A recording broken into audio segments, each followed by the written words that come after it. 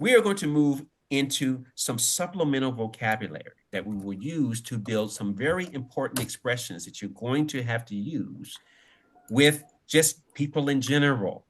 But the way that I teach is to teach you the basic words that you need to know in order to build expressions of any kind.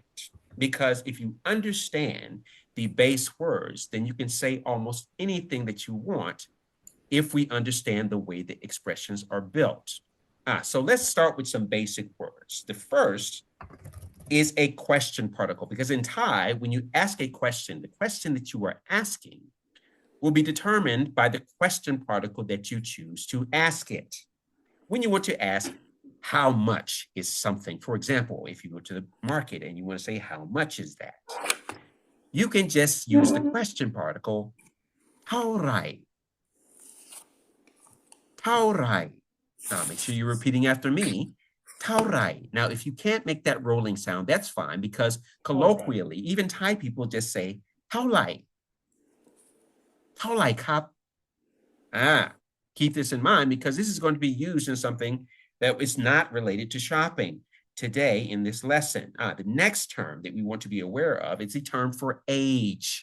This is ayu. Now, some of you are familiar with this because I asked you this as we were coming in to ask you how old you are. Ayu is the term for age. The next term is the term for a year. This is ปี.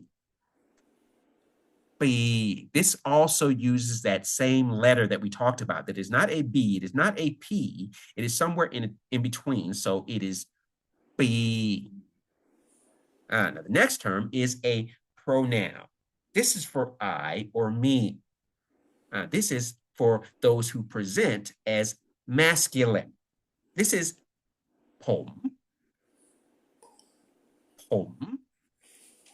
Now the next term is a pronoun as well. It is the term that you will use if you present as feminine. This is ฉัน. But keep in mind the term ฉัน is a unisex pronoun because often there are men that use it sometimes. And also when you translate something in Google Translate, when you say I or me, it will give you ฉัน for the translation of this. So you need to adapt based upon your own personal preference. Do you want to call yourself as ฉัน or ผม?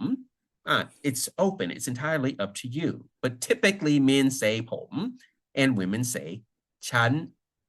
Now the next term is also used as a pronoun, but it is also used as a prefix to names. This means elder, and the term is P. Now, many people call me P Kwan because they look at me as someone they respect. So it doesn't have to be someone who is related to you or necessarily someone who is older, but someone you respect, then you will call them P. And then sometimes you will combine it with their name. It just depends upon the context. Now, the term that you will use when you refer to someone who is younger is น้อง. For example, if you're in a restaurant and you don't know the server's name and you want to get their attention and you want to be polite about it, then you will say พี่ครับ if they look like they are older than you. If they look like they are younger, then น้องครับ. If you don't know whether they're older or younger, then you go with the more respectful term. And in this context, it is P. Keep this in mind. Can I ask The a question? next term. Somebody have a question? Yeah, I have a question, Ron. Go So ahead. even if the person is younger in the restaurant, but you still want to show respect, can you still address them with P or not? Yes, you can. Absolutely, you can. They might find it humorous that you do, especially if they are considerably younger than you. But it's okay for you to do this. You can use the next term that we're talking about, the pronoun that means you.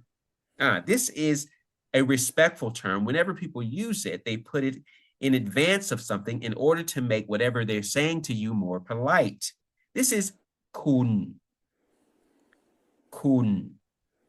Now, this can be understood as if you were saying something in English like Mr., right?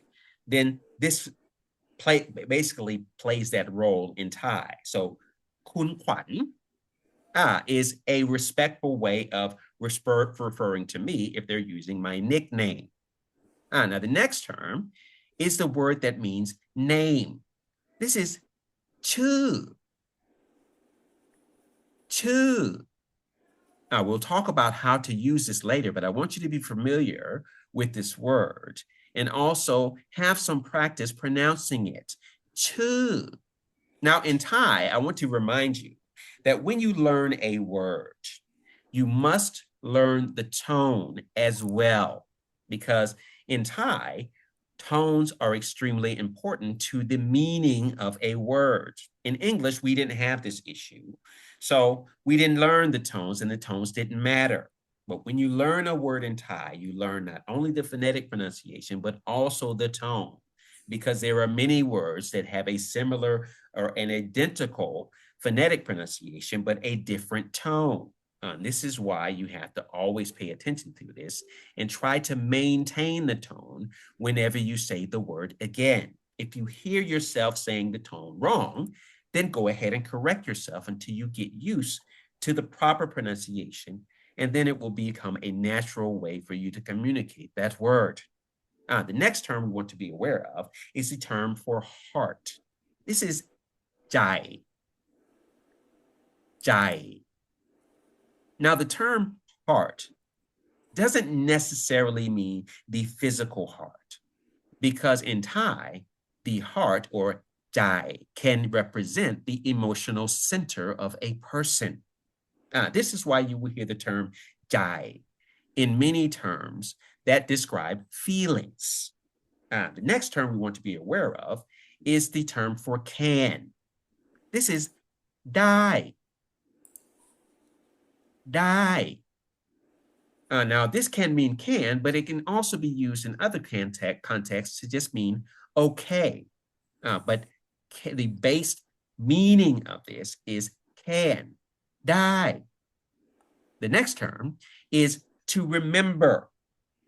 This is jam. Jam. Next term is to know. This is ru.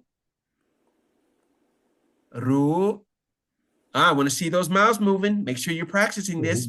And when you get out in the real world, you'll be prepared based upon what we have learned here. Ru is to know. Now, the next term is to enter. This is cow. Cow. Make sure you observe this tone. Cow, to enter. The next term is another question particle. And you've heard me say this during this session when I say alai na, because alai means what. The proper pronunciation is arai, but even Thai people don't pronounce it this way typically. They'll pronounce it just alai. When I add na to this softens what I'm saying. Because if you say alai without anything or any softening particle, it sounds quite abrasive. So alai na sounds cuter and it's nicer. So keep this in mind as well. Na is a way to soften whatever you are saying. The next particle that we need to be aware of is the negative particle, because in Thai, there is no definitive yes or no. What we have is affirmative words that then you can negate with this negative particle. So you need to put this negative particle in front of any word that you want to negate in order to say no. This is mai. Mai. I'm sure you've heard this somewhere before, but we'll talk about the terms that we are going to use it for in just a moment. These next couple of particles are softening particles. The term ka is for those who present as feminine, and krap is for those who present as masculine. I won't use these terms that often while I am teaching you because it takes up time. But I certainly expect when you are speaking with native speakers that you need to be as polite as possible. And this means using these politeness particles, ka or krap.